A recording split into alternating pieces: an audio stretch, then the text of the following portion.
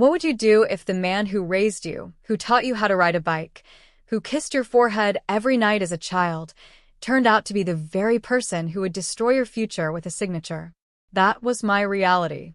My name is Olivia Carter, and I used to believe my father was the only man in the world I could trust. I was wrong. The betrayal didn't come with yelling or violence. It came with silence, a cruel, quiet moment when I realized the man I called Dad had made a choice. And it wasn't me. Let me take you back. It was the first week of December, the kind of cold that settles deep in your bones. Snow layered the rooftops like a fairy tale, but my world was far from magical. I had just walked out of my university's lecture hall, proud of the A+ on my psychology paper. I was balancing 2 part-time jobs, managing an almost full scholarship, and trying to stay afloat in a sea of student loans. But despite the struggle, I had a dream. I wanted to open a trauma recovery center for young girls, something I wished existed when I was younger. I saw the pain in their eyes because I had carried it in mine. Growing up, I always believed my father, Richard Carter, was my hero. He was a successful businessman in Austin, Texas. Sharp suit, silver hair, that deep, commanding voice that could calm a storm or cause one. People respected him. Some feared him. But I loved him blindly. Mom died when I was 7. Car crash. Dad raised me alone, or at least that's how I saw it. I didn't know at the time how many nannies passed through our home, or how many board meetings were more important than my piano recitals. I just knew that when he did show up, he lit up my world. I used to think we were inseparable. Until the day I found out he remarried. And didn't invite me. I wasn't angry at first. Shocked, yes. Hurt deeply. But I told myself maybe it was rushed. Maybe he meant to tell me, but didn't know how. I waited by the phone for 3 days. Then I got a call, not from him but from my Uncle James, his brother. "Liv," he said. "I didn't want you to hear it this way, but your dad's will has been updated." I laughed. "Will?" "He's not even 60. James paused. "He removed you. You're not the heir anymore." I froze. "Removed? Cut out? Like I was some bad investment?" "He gave it all to her," James said softly, referring to his new wife, Rachel, and her son from another marriage. It was the first time I felt my stomach physically twist. Not because I cared about the money, I was never the type. It was the message. The meaning behind it. He chose them. Over me. I called him. Voicemail. I texted. No reply. Days turned into weeks. Weeks into months. Then came the breaking point. I got a notice from the bank. The tuition account my father had set up for me when I was 14, emptied. Every cent gone. I didn't even get a warning. No explanation. Just silence. I dropped out within 2 weeks. I couldn't afford the rent, so I couch-hopped between classmates' places. My jobs weren't enough. My credit tanked. My savings vanished. And still, I didn't stop loving him. What a tragic thing. How much we beg for love from people who treat our hearts like ashtrays. One night, I stood outside his gated house, my childhood home, with snow soaking through my worn boots. I rang the bell. No answer. I could hear laughter inside, clinking glasses, soft music. Family dinner. Without me. I saw her, Rachel, through the frosted window, wearing Mom's old sapphire earrings, the ones I thought had been buried with her. I turned away. I cried so hard, I didn't even realize I was sitting on the curb until a cop car pulled up beside me. "Ma'am, are you okay?" No. I was not. But I nodded. I didn't want pity. I didn't want help. I just wanted my dad back. But the man I missed no longer existed. That winter changed me. I learned what hunger tastes like, how shame smells, how pain echoes in empty rooms. And yet I kept moving. Pain does that to you. It either buries you or builds you. I started volunteering at a women's shelter, mostly just for the free meals at first. But then I met real survivors, real pain, real resilience. And I realized I wasn't broken. I was awakening. Over time, I rebuilt. Slowly. Brick by emotional brick. I worked night shifts cleaning offices. Took online courses in psychology. Reached out to mentors. Read every book on trauma, healing, and resilience. I stopped looking back. Or so I thought. Until 5 years later, when I got another call from Uncle James. Liv, he's gone. The words hit me like a truck. I hadn't seen my father since that night in the snow. I never got closure.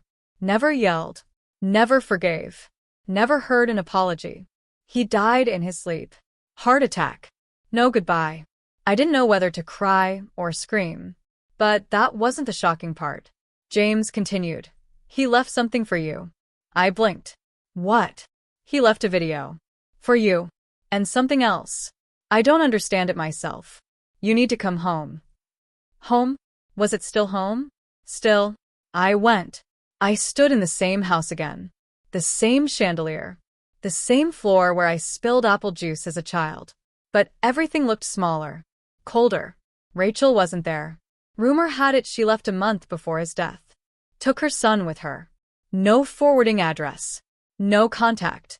She vanished. And that's when I learned the truth. The final truth. James handed me a small USB drive and a sealed envelope with my name in my father's handwriting. My hands trembled as I opened it. Inside was a letter. Olivia, if you're reading this, it means I'm gone. I know I hurt you, and I'm not writing to justify what I did, but to explain what I never had the courage to say aloud. The letter went on for 4 pages. And with every word, my world shifted again. He confessed to everything. The remarriage, the betrayal, the money, the lies. He had been blackmailed by Rachel. Apparently, she had evidence of a scandal from his early business years. Something that would ruin him and anyone close to him, including me. She manipulated him into cutting me off, into handing everything over. He did it to protect me. He thought silence would be safer than confession. He was wrong. The last line read, I've fixed what I can. I hope one day you'll understand. The rest is in the video. I watched it, and what I saw left me breathless. He had created a trust in my name, rewritten the will, rebuilt everything behind closed doors in his final year. Rachel never knew. He left me everything. Not out of guilt, but out of recognition. He saw my fight, my rise, my strength. He said I taught him what resilience looked like. And in the final frame, he said, You are not the daughter I betrayed. You are the woman who taught me redemption. The media swarmed when the news broke. The same people who whispered that I was disowned now watched as I took the reins of the Carter Foundation. As I turned our family's fortune into trauma centers, shelters, scholarships. As I built the exact future I once cried over losing. And no one saw it coming. They were shocked. But no one more than me. Because in the end, the man who broke me handed me the tools to build something greater. Not for revenge, but for purpose. Before the storm ever arrived, there was calm. And before the betrayal, there was love. To understand why my father's betrayal cuts so deep, you have to understand who we were before the fracture. Who I was before I became someone shaped by heartbreak and silence. My name is Olivia Carter, and I was born on a warm June morning in Austin, Texas. My mother, Eleanor, said I didn't cry when I came into the world. I just blinked and stared up at her like I already knew too much. Like I was already searching for answers. She used to call me her old soul. My earliest memories are wrapped in warmth. Mom's laughter echoing through the kitchen as she baked apple pie, Dad humming Sinatra as he worked late into the night. The feeling of safety wrapped in a soft blanket of routine. We weren't rich then. My father hadn't yet struck gold with his first tech company, but we had everything we needed. We had love. Mom was the glue. She grounded my father when his temper flared and grounded me when my imagination flew too far. She was gentle, patient, always noticing the small things others missed, like the way I would stare at cracks in the ceiling for hours or line up my stuffed animals in a courtroom scene while pretending to be a judge. She said I had a mind built for justice. And then just like that, she was gone. The night of the accident is a haze. I was 7. Dad was in a business meeting. Mom was driving back from visiting her sister in Houston. A drunk driver ran a red light and hit her on the passenger side. She was declared dead at the scene. They told me gently. Too gently. And I remember looking up at my dad's face as he knelt beside me and realizing he looked just as lost as I felt. Grief doesn't knock when it enters. It tears through the door and sets fire to everything you thought was permanent. Dad changed after that. He still kissed my forehead at night, but the kisses felt distracted. Absent. He still made pancakes on Sunday, but sometimes he burned them. He hired a nanny, then another. Eventually, they blurred together, names I forgot, faces that came and went. What stayed constant was his presence in business and his absence at home. But I never blamed him. Not then.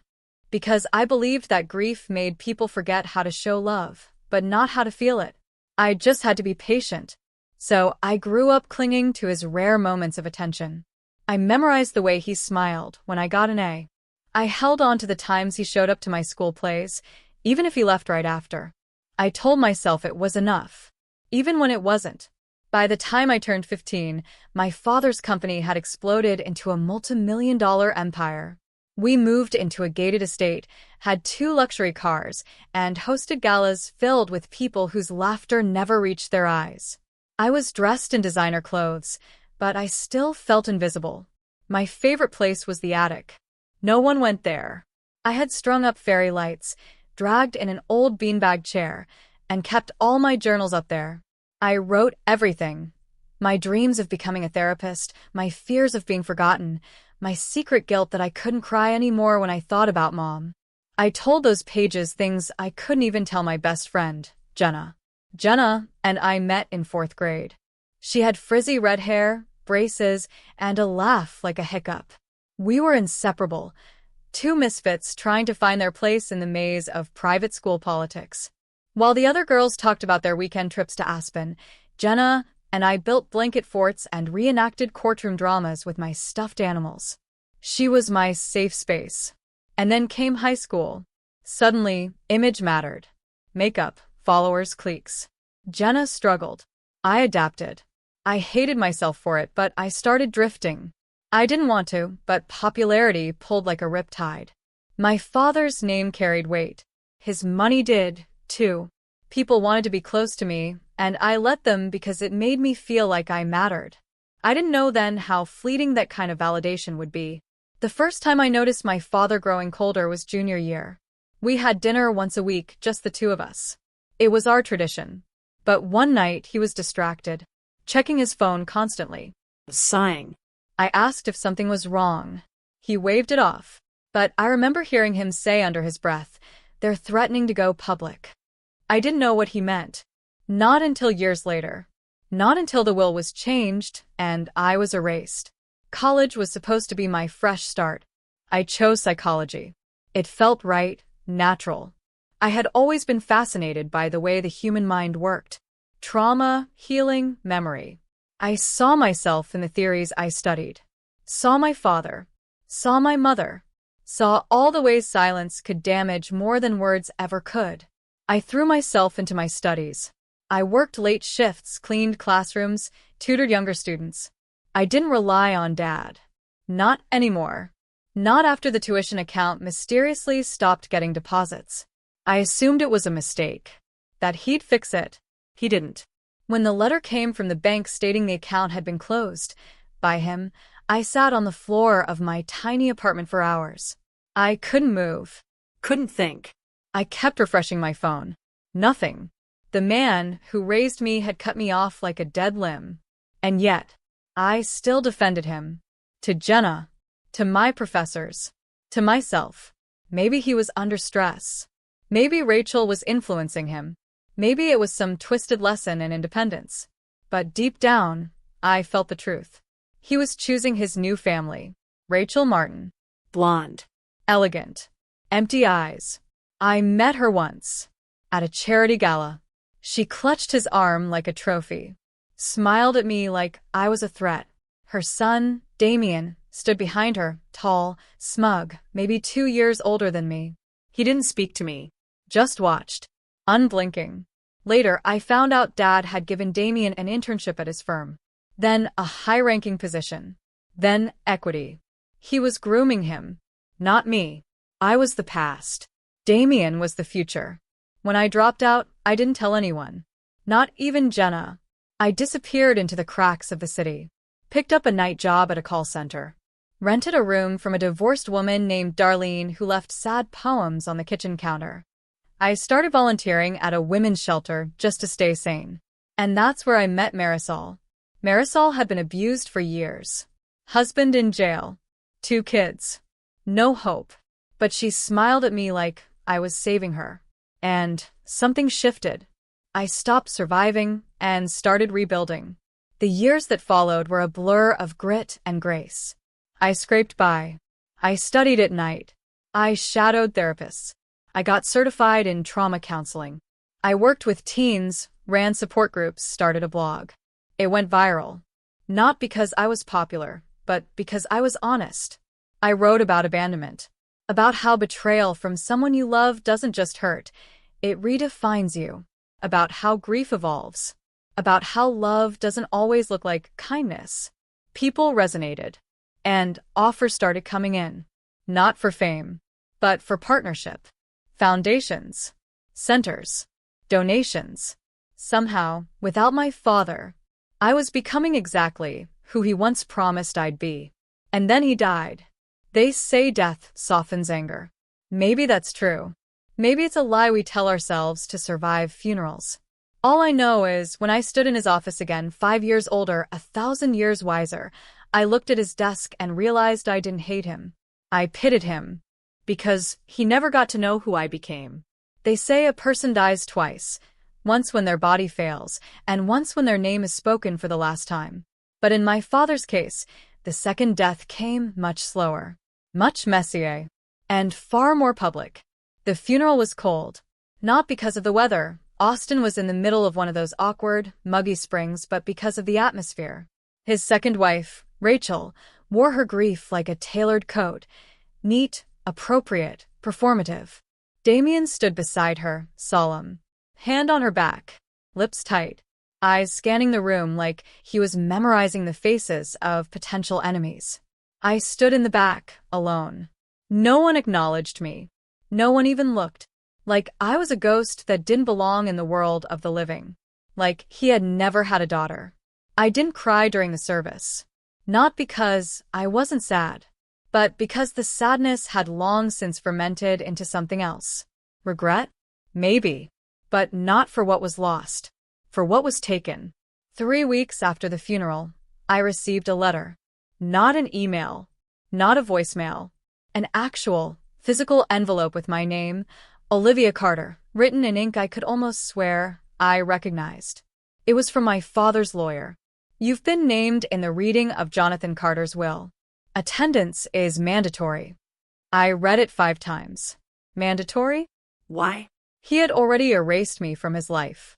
I wasn't part of his family anymore. He had made that painfully clear. So why now? Why drag me into a room full of people who wished I didn't exist?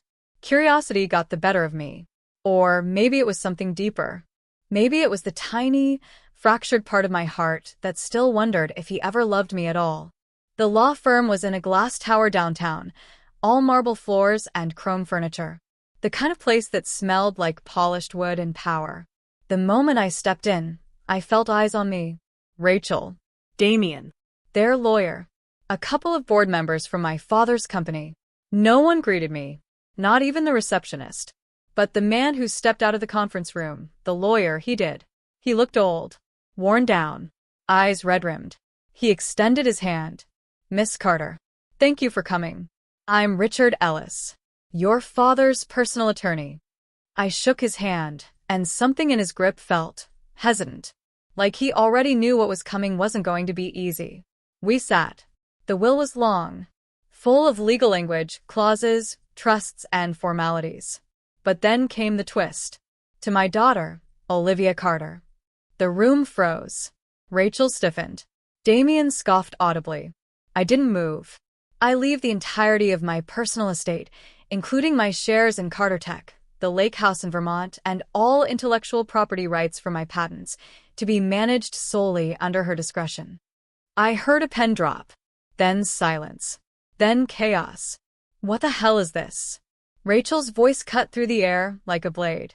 Jonathan promised me that Damien would inherit the company, she shouted, pointing a perfectly manicured finger at the lawyer. Damien stood, towering and red-faced. This has to be a mistake. She's not even part of the company. She doesn't know anything about. She's his daughter, Ellis interrupted, firm. And this is his final, notarized will. There's no mistake. Rachel lunged forward, slamming her palms on the table. He changed it. He must have been coerced. He was sick, emotional, grief-stricken. I finally spoke, voice quiet but steady. Sick? I thought he died of a heart attack. Unexpectedly. Rachel's mouth opened, then shut. Damien glared at me like I had pulled the rug out from under his entire life. Maybe I had. When I walked out of that office, I wasn't happy. I wasn't even victorious. I was numb. Because even in his death, my father had found a way to rewrite the narrative. He had betrayed me for years. And now? He wanted me to fix what he broke. Over the next few weeks, the calls started. Lawyers, reporters, old colleagues, even distant relatives I hadn't seen in a decade. Everyone wanted to know the same thing. Why did Jonathan Carter give everything to the daughter he hadn't spoken to in 5 years? I didn't answer them. Because I didn't know. Not yet. The answers came quietly. In a brown box, delivered by courier. No return address. Just a note. He wanted you to know the truth. Start with the tapes. Inside were 6 mini cassette tapes and a small vintage recorder. I almost didn't listen. But curiosity, again, won. The first tape crackled. Then his voice, older, raspier, filtered through. If you're hearing this, Olivia, I'm gone. I don't expect forgiveness. I don't even expect you to listen to all of this. But I couldn't die without telling you what I couldn't say when I was alive. The tapes were a confession. One after the other, they revealed everything. How Rachel manipulated him in his lowest moments. How she fed lies to isolate him from me. How Damien blackmailed him using company secrets, his own son by marriage. How my father had believed those lies until it was too late. He talked about me, too. How he had followed my blog under a fake name. How he cried reading about my struggles. How proud he was, but ashamed to reach out. I didn't just betray you, he said on tape 5. I betrayed myself. I let fear win. I let comfort win. But I never stopped loving you. I never will. The last tape ended with, everything I've left you is not payment. It's not a bribe. It's a chance. A chance to build something different. Something honest. Something I couldn't. I didn't sleep that night. The next day, I drove to the company. Walked past the front desk that had once ignored me. Into the boardroom full of polished suits. And I told them, I'm not here to inherit. I'm here to clean house. What followed was war. Damien refused to step down. Rachel filed a lawsuit contesting the will. Shareholders panicked. Articles circulated. Estranged daughter of Jonathan Carter declares battle for Carter Tech. They called me unqualified. Emotional. A disgrace. But I had something stronger than titles. I had truth. With Ellis's help, I brought the tapes to court. I exposed fraudulent accounting traced to Damien's department. Emails from Rachel, blackmail, coercion, even threats to silence former employees. One by one, the lies unraveled. The media flipped. Daughter betrayed. But rebuilds father's legacy. By the end of that year, Rachel was gone. Damien was indicted. And I was sitting in the corner office of a company I never asked to lead. Not because I wanted power, but because I had earned the right to rewrite the ending. Yet still, some nights, I sit by the window of that office and look out over the city, and I hear his voice on those tapes. I don't forgive him. Not completely. But I understand him now. And maybe that's enough. The silence before a storm is always the loudest. That's how it felt the morning I was due to appear at the shareholders' emergency meeting. Not just to explain myself, but to take over. The boardroom was already full when I arrived. Each face a mixture of suspicion, curiosity, and disbelief. Many of these men and women had known my father, dined with him, celebrated his wins, looked the other way during his losses. And now his daughter, the one they barely remembered, stood before them with a box full of truth and a voice finally strong enough to speak. I stood at the podium, heart pounding, not from fear, but from a strange electric sense of purpose. "My name is Olivia Carter," I began, scanning the room, "and I'm not here to replace my father. I'm here because I refuse to let what he built be used as a weapon against everything he once stood for." A murmur spread. I opened the box on the table in front of me. These tapes, his voice, are his final confession, his attempt to make things right. They contain admissions of what was stolen, manipulated, hidden, not just from me but from this very company. Eyes narrowed, brows furrowed. The room leaned in. I played one. Just enough. Just the piece where my father admitted that Damien had leveraged insider knowledge to extort him into giving up shares prematurely, knowledge that would have impacted federal investigations if it had been revealed. Damien, who sat across from me, clenched his jaw so tight I thought his teeth might break. Rachel wasn't present. Her lawyers had advised silence. But I could feel her ghost lingering, like perfume in an old coat. After the meeting, the board went into private deliberation. I stepped out into the hallway and leaned against the cold marble wall. I didn't need them to hand me the company. I just needed them to see, to know, to stop pretending my father had left behind a legacy without fractures. When the board returned, the chairman addressed me directly. "We've decided to reinstate the shares as outlined in Jonathan Carter's revised will. You now have controlling interest in Carter Tech. However, we'll be watching your next moves closely." I gave a small nod. I wouldn't expect anything less. The days that followed were a hurricane. I cleaned house. Not with fury, but with focus. Department by department, I instituted third-party audits. I sat with engineers and assistants, not just executives. I listened. I learned. Asked questions my father never did. Within 2 months, the company began to shift. It became leaner, quieter, but stronger. The headlines didn't paint me as a heroine, but they no longer painted me as a problem either. One evening, while clearing out an old filing room, I found something unexpected. A folder marked private for Olivia. Inside were sketches, handwritten notes, diagrams of a device I'd never seen before. Not technical blueprints, but ideas. Concepts for a new kind of sustainable energy chip, one my father had apparently shelved years before his passing. At the bottom of the stack was a letter. I didn't pursue this project because the board said it was too expensive, too risky. I let them scare me into safety. But you're brave in the ways I never was. If this idea is crazy, forgive me. If it's genius, build it. My hands trembled as I held the pages. Here he was again. Not as the man who betrayed me, but the man who knew, finally, what he had missed. That night, I sat on the balcony of the lake house. The one I hadn't returned to since I was 17. The place where everything had changed. The lake shimmered under the moonlight, still and deep. I held the last tape in my hands, the one I hadn't played. I don't know why I waited. Maybe I was afraid it would break me. Or maybe I was afraid it wouldn't move me at all. But I pressed play. "I dreamt about you last night." His voice was softer now. More human. You were little again, running down the dock barefoot, hair wild, eyes full of stars. I called your name, but you just laughed. And I knew. I'd lost you long before I ever said goodbye. A pause. A breath. I was a coward. I let resentment poison my mind. I let Rachel convince me you were dangerous. Too emotional. Too unpredictable. I saw too much of myself in you, and instead of embracing that, I punished it. I didn't deserve a second chance. But I prayed, every day, that you'd find your voice again. That one day, you'd show the world what you showed me, once, before I forgot how to look. You were always my better half. Silence. Then a click. And then nothing. I cried then.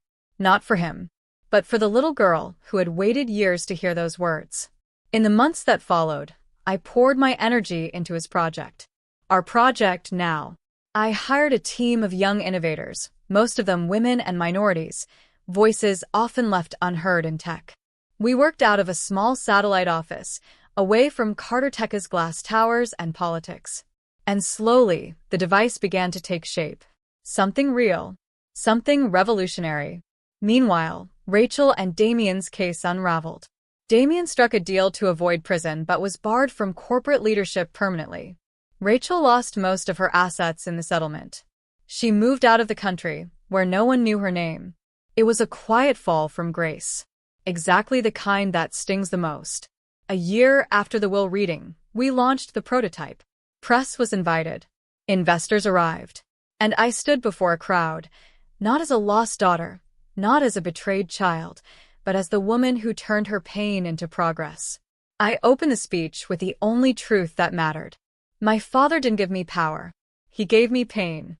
But pain, I paused, scanning the crowd, is where all transformation begins. The applause was thunderous. But I didn't smile for them. I smiled for her. The girl on the dock, barefoot, free. Some legacies are inherited. Others are rewritten. I chose to rewrite mine. What do you do when the people who were supposed to love you the most become the very ones who wound you the deepest? You don't run forever. You don't drown in their silence. You rise. You rebuild. And you reclaim the voice they tried to bury. I often sit by the window in the satellite office these days, overlooking the city skyline that once felt so unreachable to me. The very buildings that had loomed over my childhood like iron guardians now feel smaller, less intimidating. Maybe because I've changed. Maybe because I've grown. Not into my father, but into the version of myself he didn't expect would survive. There are days I still think about him. Not as the cold businessman. Not as the father who cut me out of his life. But as the man who, in the end, left behind a roadmap to redemption, even if he was too late to walk it with me. His tapes weren't forgiveness. They weren't excuses. They were acknowledgement. And sometimes, that's enough to start healing.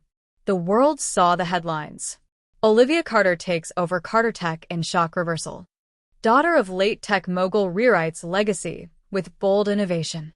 But no one saw the nights I cried behind locked doors. No one saw the letters I wrote and never sent. No one saw the fear that still whispered, "What if you're not enough?" Because that's the thing about betrayal. It doesn't end with exposure. It lingers. It follows. It waits for you to slip back into silence. But I didn't. Not this time. And neither should you. You see, this isn't just a story about corporate power or inheritance or scandal. This is a story about transformation.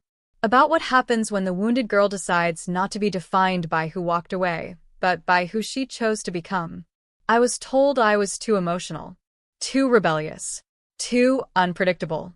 But those were just other words for alive.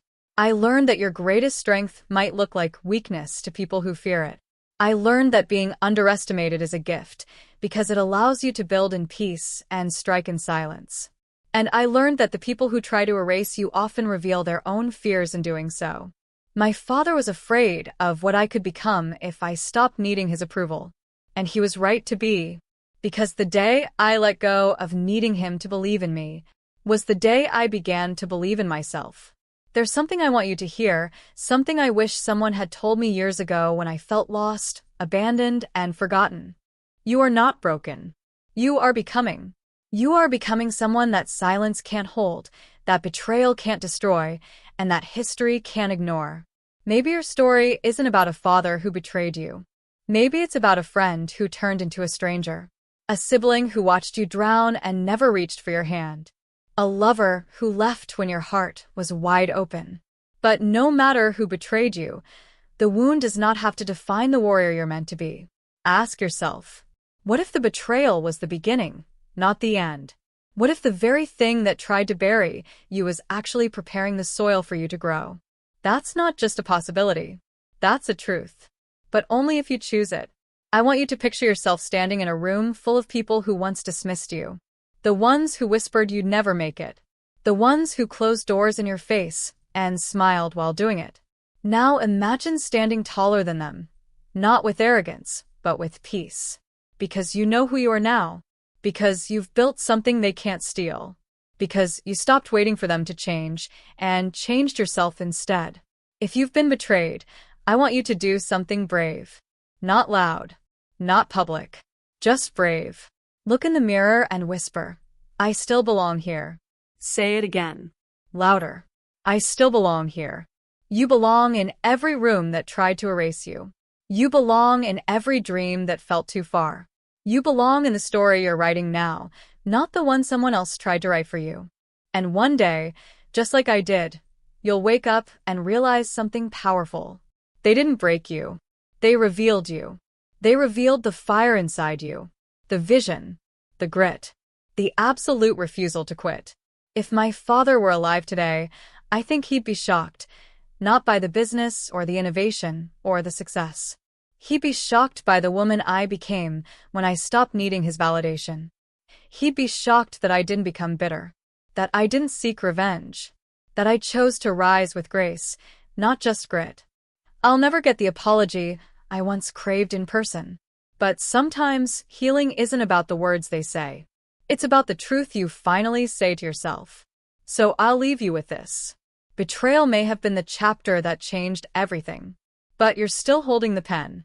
And you have the power to write the ending they never saw coming. Your story isn't over. It's just beginning.